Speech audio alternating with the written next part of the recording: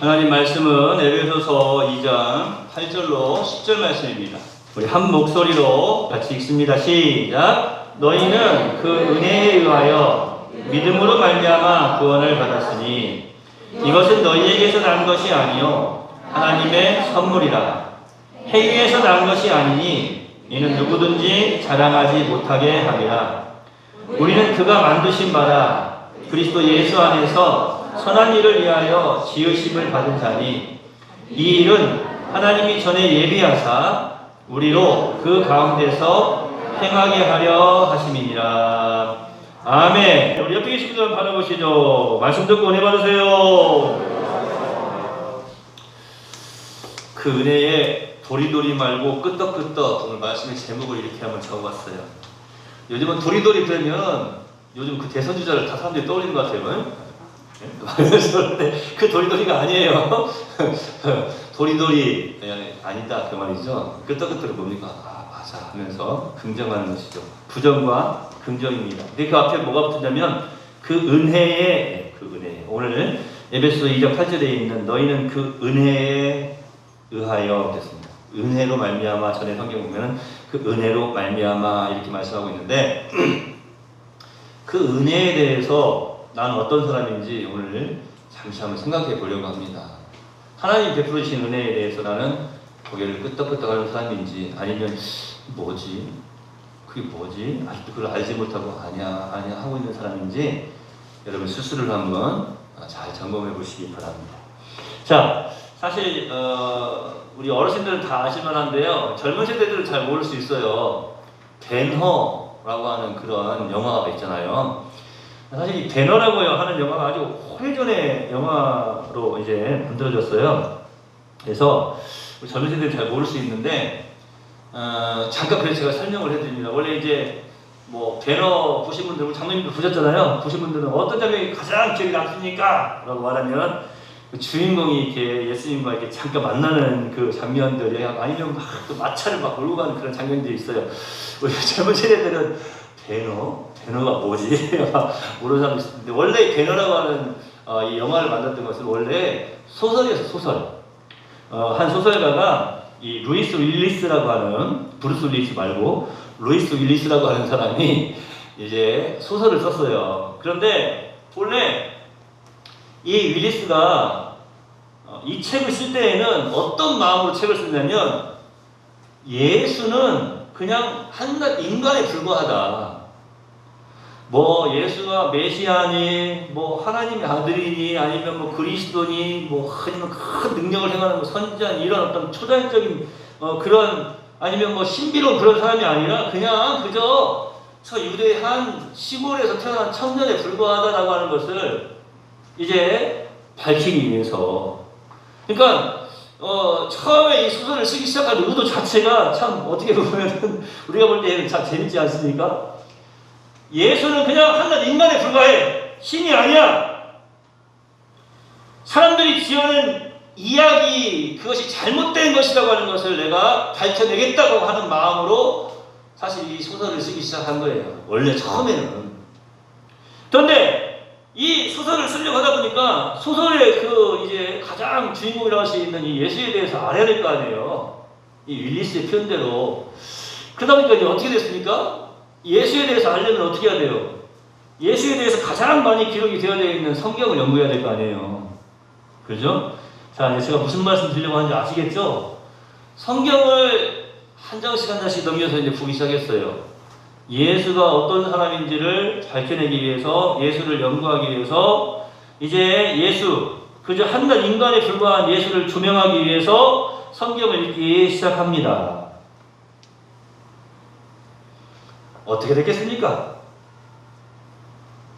무신론자였던 이 윌리스가, 이 소설가가, 아니 오히려 사람들에게 예수가 그저 한낱 인간에 불과하다라고 하는 것을 알리기 위해서 소설을 쓰기 시작하면서 성경을 읽기 시작했는데, 예수를 연구하기 시작하였는데, 우리가 짐작하는 대로 여러분 성경을 읽는 동안에 놀랍게 예수 그리스도의 신성을 발견하게 된 거예요.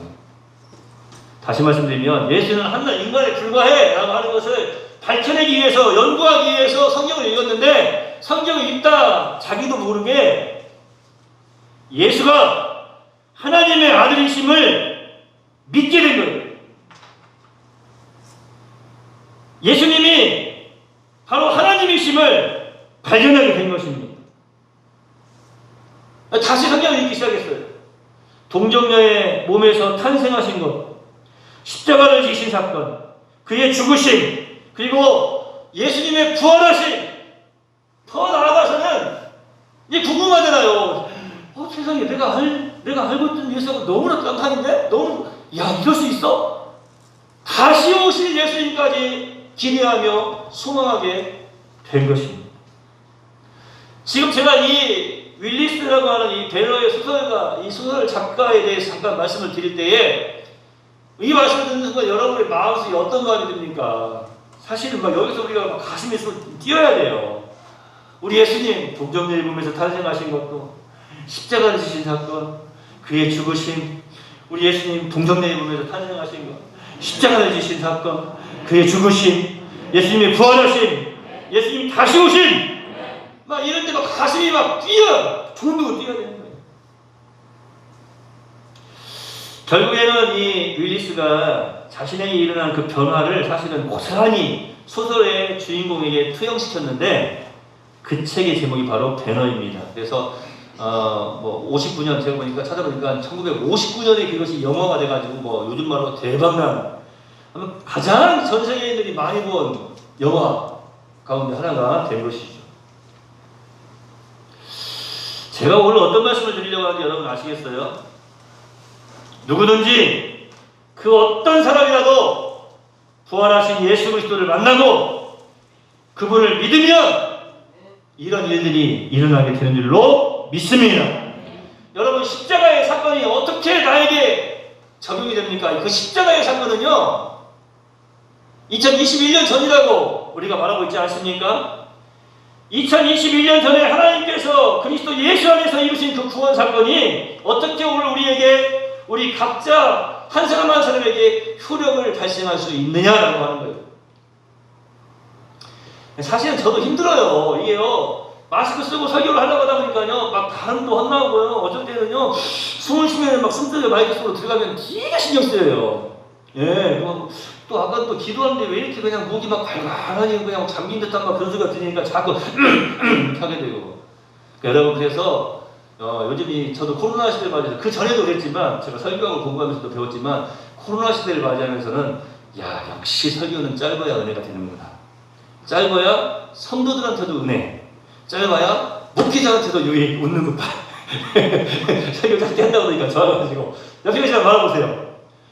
말씀 듣고 은혜 많이 받으세요. 제가 오늘 이 말씀 준비한 것을 아주 간략하게 요약을 해서 말씀을 드리려고 해요.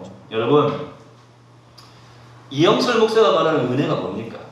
오늘 성경에도 보니까 긍휼이라고 하는 단어가 나오지 않습니까? 이영철 목사가 말하는 은혜가 뭡니까? 은혜. 그 은혜에 의하여 믿음으로 말미암아 너희가 구원을 받았다고 그랬는데, 은혜와 긍휼의 차이를 제가 함께 잠깐 설명해 드리지 않았습니까? 은혜는 한번 따라해보세요. 받지 못할 것을 받는 것. 긍휼은 뭐예요? 죄에 대해서, 죄에 관련되어서 받아야 할 것을 받지 않게 해주시는 게 긍휼이에요. 그러니까 우리가 어떤 잘못을 했어. 하나님 긍휼하게 해주세요. 그 죄값을 받지 않게 해달라고 하는 거예요. 내가 잘못을 했어. 하나님 은혜 달려주세요. 그 은혜는 그게 무슨 말이에요? 잘못된 말, 그렇게 사용하면 안 돼요. 그러니까 은혜와 긍휼의 차이는 뭐냐면, 은혜는 받지 못할 것을 받는 게 은혜예요. 긍휼은 받아야 할 것을 받지 않게 해주시는 것. 그게 긍휼이에요. 그러니까 여러분, 은혜라고 하는 것은 사실은 받지 못할 거예요. 우리가 받을 수 없었던 거. 그러니까 제가 좀 뒤에도 말씀드리겠지만, 사람의 어떤 힘으로는, 우리의 어떤 능력으로는, 우리의 어떤 행위로는 절대 받을 수 없는 게 은혜입니다. 그 가장 큰 은혜가 뭡니까? 바로 이거예요. 십자가의 사건이에요. 십자가의 구원 사건. 여러분, 우리가 어떻게 구원을 받습니까? 너무 잘 알고 있죠? 구원은 어떻게 받는 거예요? 구원은 어떻게 해요? 지금 딴 생각하고 있는 사람, 말장난하고 있는 사람은 구원은 10원 마이너스 1원 구원이다 하면서 구원은 줘야 받죠. 그렇게 해봤는데 줘야 받는 건 맞아요. 자, 구원 어떻게 받아요? 어떻게 받아요? 구원 어떻게 받습니까? 예? 예수님을 믿음으로! 할렐루야! 맞아요. 야, 저보다 더 믿음이 좋으시네. 저는 그냥 믿음으로 써가지고 왔는데 예수님을 믿어야 돼, 예수님을. 다른 이로서는 구원받을 만한 그 어떤 이름도 우리에게 주신 적이 없어요. 오직 예수! 우리 항상 외치니까 한번 이 시간에 외쳐봅시다. 오직 예수! 오직 예수! 또 이렇게 외치다 보니까 막 저희 이영철 목사 막 저기 현수 막 들고 다니면서 밖에서 예수, 천국, 불신, 지옥 그 사람 아닙니다. 그쪽 아니에요. 걱정하지 마세요. 근데 이건 맞아요. 오직 예수예요. 오직 예수. 예수를 믿음으로 구원을 받는 거예요. 다른 방법은 없습니다. 믿음은 하나님께서 그리스도 안에서 이루신 객관적인 그 구원 사건이 우리에게 효력을 발생하는 어떤 수단이 되는 거예요. 그 믿음이니까 하나님께서 예수 그리스도 그 십자가 지심으로 말미암아서 그 사건, 그 객관적인 분명한 그 사실이 우리의 삶 속에 우리의 인생에 효력이 되어지는 것, 적용이 되어지는 것. 그것이 바로 뭐냐면 믿음이에요. 믿음. 그것이 적용될 수 있도록 그 발생하는 수단이 믿음인 거예요. 믿음만이 유일한 방법이라는 점에서 구원의 조건이라고 말할 수도 있는데 여기서 또 주의해야 될 점이 있어요. 그러니까 구원의 조건, 구원받으려면 어떻게 해야 돼? 믿어야 돼. 누굴 믿어야 돼? 예수를 믿어야 돼. 예수를 믿어야 되는데 조건인데 여기서 주의해야 될 점은 뭐냐면 이 믿음이 하나님의 구원을 얻기 위한 인간의 어떤 종교적 업적으로서의 조건이 아니란 말이에요. 무슨 말이냐면 간단히 오늘 말씀에도 오늘 예배에서 2장 8절에서 10절 말씀에 그 말씀을 자세히 말씀하고 있는 거예요. 여러분 지금 잘 들어보세요. 우리가 예배를 드리고 있잖아요. 그죠? 예배를 드리고 있는데 여러분 지금 이렇게 예배 드리면 구원 받아요? 아니 그러면 안 돼. 거기서 아멘하면 안 돼. 지금 우리 권사님 한 단계 더 높이 올라가셔가지고 아멘 하셨는데 자 좋아요. 근데 지금 이 예배를 드리면 구원 받아요? 아니에요. 우리는 왜 예배를 드리는 거죠? 구원 받은 사람이기 때문에 예배를 드리는 거예요. 그러니까 오해하시면 안 돼요. 어떤 종교적인 어떤 업적이나 나의 어떤 삶의 어떤 업적, 노력 뭐 이런 것 가지고 구원받는 게 아니에요. 1억 헌금하고 10억 헌금하고 100억 헌금한다고 해서 구원받는 게 아니라고요. 오늘 이렇게 예배를 드린다고 해서 지금 구원받는 게 아니라니까요. 밖에 나가가지고 착한 일을 많이 한다고 해서 구원받는 게 아니에요. 많이 기부하고 많이 부재하고 좋은 일을 많이 한다고 해서 구원받는 게 아니라고요. 구원받은 사람이기 때문에 오늘 우리는 여기서 예배를 드리는 것이고요. 구원은 딱 하나 조건이 있다니까요. 바로 예수를 믿음으로. 믿음은 종교적인 어떤 업적으로서의 조건이 결코 아닙니다. 믿음은 하나님의 은혜예요. 하나님께서 은혜로 이룬 구원을 믿음으로 우리는 그 구원 받는다. 하나님께서 이루어 놓으신 것을 믿음으로 구원 받는다. 그 구원을 믿음으로만 받는다는 의미에서의 구원의 조건이라고 말할 수가 있는 거예요. 그러니까 여러분 제가 늘 말씀드리지만 순서가 바뀌어버리면 안 돼요. 오늘 와가지고 예배를 잘 드려야지. 그래야 한 주간이 또 평안할 수 있어. 물론 이런 소망도 있을 수 있죠. 예배를 잘 드려야지. 그래야 내가 복 받지. 그런 생각도 할 수 있어요. 그런데 예배 잘 드려야지. 그래야 내가 구원받지. 아니에요. 구원은 받은 거예요. 구원 받은 사람이 예배 드릴 수 있는 거예요. 할렐루야. 그러니까 이 순서를 잘 생각하셔야 돼요. 물론 우리가 구원받은 백성이 나와서 하나님께 예배 드리면 당연한데 출애굽기의 말씀을 통해 살펴보면 하나님께서 내가 나의 이름을 높이는 그곳에 임하여서 내가 그들에게 복을 주리라 말씀하셨잖아요. 그러니까 예배를 드리면서 하나님의 이름을 높이는 이 예배 장소에 하나님께서 임하셔서 우리에게 복을 주시는 것은 당연한 것입니다. 아니 받지 못할 것이지만 너무나 감사한 일이죠. 하나님께 예배를 드리는 것은 당연한 일인데 이 예배하는 자들이 찾아오셔서 친히 찾아오셔서 복을 주신다라고 말씀을 해주셨으니까 그런 마음을 먹는 것도 좋아요. 예배 드리면서 내가 기도도 하고 또 응답도 받아야지. 또 내가 이제 복된 사람이 되어야지. 참 좋아요. 하지만 종교적인 어떤 업적이나 우리의 어떤 생활, 나의 어떤 노력이나 나의 어떤 행위로 인해서 구원받는 것은 절대 아니다라고 하는 거예요. 구원의 조건은 우리 딱 하나. 뭐라고요? 믿음입니다. 믿음. 제가 여기다 써가지고 왔어요. 사실은 여기서 이 말씀을 듣는 모든 성도들이 진실된 고백으로 나는 예수님을 믿습니다. 다 이 고백해버리면 오늘 설교 끝나면 되는 거예요. 여기서 그냥 다. 더 이상 설명할 필요가 없어요. 근데 제가 조금만 더 설명을 해드리면 그 이유는 뭐냐면 이미 구원받은 백성들은요 오늘 이 말씀을 들으면서 맞아 그래서 막 박수를 치면서 막 기뻐할 거예요. 요즘 제가 지난주에 우리 만나가지고 가족들 만나가지고 잠깐 이야기했는데 요즘 뭐 저기 펜트하우스 보던 우리 학생들이 요즘 인생에 낙이 없대요. 저는 사실은 좀 기도했어요. 왜냐면 그거 끝나고 난 다음에 막 자살하고 막 죽어요. 근데 그거 보고 자살하고 따라서 죽는 사람들이 있으면 안 되잖아요. 기도하는데 제가 그런 생각을 했어요. 19세 이하는 그건 죽으면 안 돼. 거기 써있어요. 그죠? 19세 이하. 제가 그걸 보면서 어떤 기도했냐면 하나님 저거 붙는다고 해서 19세 이하 사람들이 안 보는 것도 아니고 19세 이하 시청 불가 그러면 19세 이하 사람들이 그래도 보니까 조금 그냥 안 만들었으면 좋겠어요. 그런 어떤 모습들은 그런 모양들은 그런 내용들은 참 우리 제가 끝나고 또 물어보겠지만 우리 성현이 또래들이 제일 좋아하는 것 같아요. 초등학교 5학년 6학년 얘들이 제일 많이 보고 막 제가 그걸 보면서 그런 생각했어요. 참 영향력이 크구나. 이 문화라는 게 굉장히 영향력이 커요. 좀 더 문제는 뭐냐면 현실이 아닌 그것에 깊이 빠져버리면 사람이 올바른 판단을 할 수가 없다고 하는 거예요. 제가 지금 자신있게 말씀드리는 것은요, 우리 예수님은요, 허구가 아니에요. 거짓도 아닙니다. 진실입니다. 그래서 이 말씀을 막 듣는 순간 우리가 거기에 팍 빠져들면서 기뻐할 수밖에 없는 거예요. 자, 여러분, 재미있는 영화 보면서 우리가 꾸벅꾸벅 잠을 자거나 재미있는 영화를 보면서 그냥 이렇게 할 수 있나요? 없어요. 왜냐면 재미있는 영화니까. 내가 좋아하는 거니까. 막 감동이 되고 막 기쁘고 막 속에서 막 짜릿짜릿해. 집중하고 빠져들 수밖에 없는 거죠. 사랑하는 우리 가족들, 레월 성도 모든 가족들이 시간이 지나면 지날수록 나이가 들면 들수록 처음 만났던 그 풋풋한 아름다운 사람, 또 가족 간의 아름다운 그런 행복, 사랑, 그 교제 날마다 새롭기를 예수님의 이름으로 축복해드립니다. 아이고, 쳐다보기도 싫어요. 그러면 안 돼요. 옆에 계시면 바라보세요. 사랑합니다. 건강하세요. 행복하세요. 자, 그래서 이 말씀을 듣는 순간 내가 믿음으로 구원받은 하나님의 사람이구나.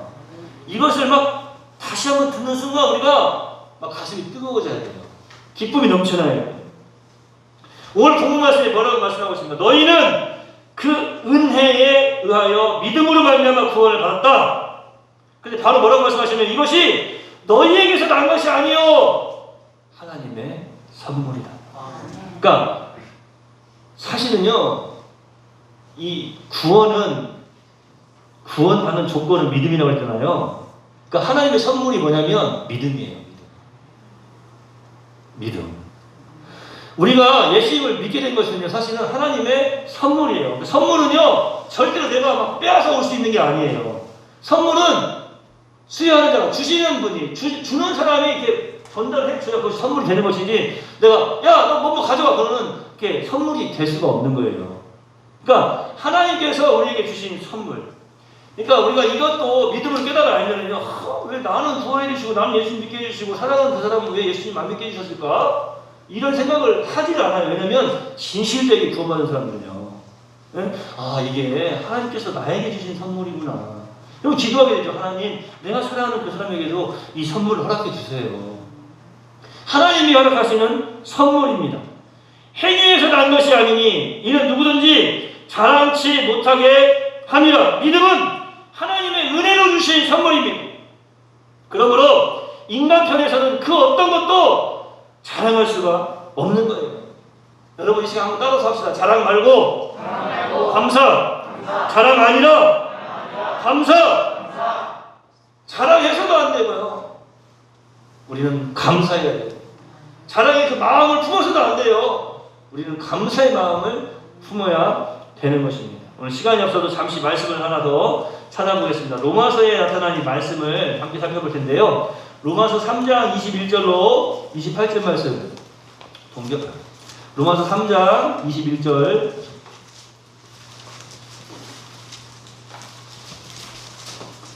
성경도 한번 찾아보세요. 로마서가 어디 있는지, 에베소서가 어디 있는지. 에베소서 뭐 저기 산부인과 의사들만 좋아하는 성경이라고 그러는데 거기에 뭐 붙어 있는지, 빌립보서가 뭔지. 네. 로마서 3장 21절 28절 말씀입니다. 제가 가지고 있는 성경은 242페이지 신약성경. 자, 21절부터 제가 한번 읽어드릴게요. 이제는 율법 외에 하나님의 한 의가 나타났으니 율법과 선지자들에게 증거를 받은 것이라. 곧 예수 그리스도를 믿음으로 말미암아 모든 믿는 자에게 미치는 하나님의 의니 차별이 없느니라.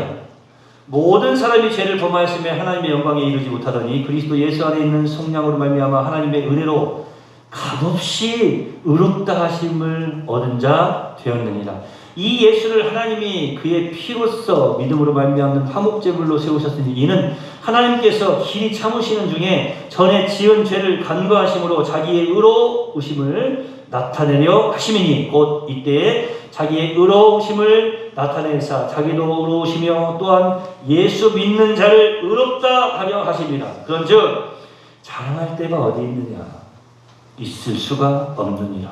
무슨 법으로냐? 행위로냐? 아니라 오직 믿음의 법으로니라. 그러므로 사람이 의롭다 하심을 얻는 것은 율법의 행위에 있지 않고 믿음으로 되는 줄 우리가 인정하노라. 할렐루야. 예수님께서 2000년 전에 갈보리 언덕 십자가에 못 박혀서 죽으신 것은 하나님께서 이루신 객관적인 구원 사건입니다. 그 객관적인 구원 사건이 어떻게 나에게 적용될 수 있습니까? 오직 믿음으로 하나님의 엄청난 구원 사건을 나에게 적용할 수가 있는 거예요. 제가 어제 다시 한번 찾아봤어요. 다시 한번 인터넷에서 딱 들어가가지고 이게 떠올라가지고 이거를 뭐라고 설명? 주영아, 득템이란 말이 무슨 말이야? 득템? 에? 좋은 거를 얻었다. 많이 비슷하네. 득템이란 말이요. 합성어예요. 합성어. 합성어. 뭐의 합성어일까요? 한번 생각해 보세요. 득자가 뭘까요? 집사님. 득자. 득자는 한자야. 그렇죠. 얻을 득자예요. 얻을 득자. 얻을 득자에다가 아마 우리 학생들이나 젊은 세대들은 뭐 득템 그러면 이렇게 득템했다면서 득템 막 되게 좋아하는데 사실 이게 합성을 하고 잘 모를 수도 있어요. 처음에는 한자예요. 얻을 득자. 템은 아이템에 할 때 템이야. 그래서 득템이야. 알았어요? 그러니까 아이템을 얻는 거야. 그러니까 주인가 정확히 말했어요. 잘했어요. 많이 득템했어요? 득템! 이 말을 써야 되겠다. 이 말을. 이게 득템을 하면 할수록 학생들이 보면 게임 같은 거 할 때 보면은 이 좋은 아이템을 득템을 하면 할수록 힘이 생기고 막 기쁨이 넘쳐나고 사실 뭐 정말 비싼 아이템들은 엄청난 가격도 있죠. 넘어가는 1억이 넘는 아이템들도 있죠. 있습니까? 없습니까? 있죠. 요즘 있어요. 대단한 거예요. 그러니까 막 학생들이 거기에 푹 빠질만도 해요. 그 좋은 거 득템하기 위해서 막. 그 다음에 우리가 살아가면서도 뭐 좋은 일 득템 하면서 죽지 않습니까? 근데 여러분 이걸 한번 생각을 해보세요. 득템. 내가 득템하면 할수록 힘이 되고 득템하면 할수록 강해지는 거예요. 행복해지는 거예요. 여러분 이 말이 참 너무 좋은 말인 것 같아요. 여러분 우리는 그냥 아무것도 한 것이 없어. 근데 득템한 거야. 옆에 있으면 바라보세요. 좋으시겠습니다. 축하 이럴 때 해야 돼요. 축하.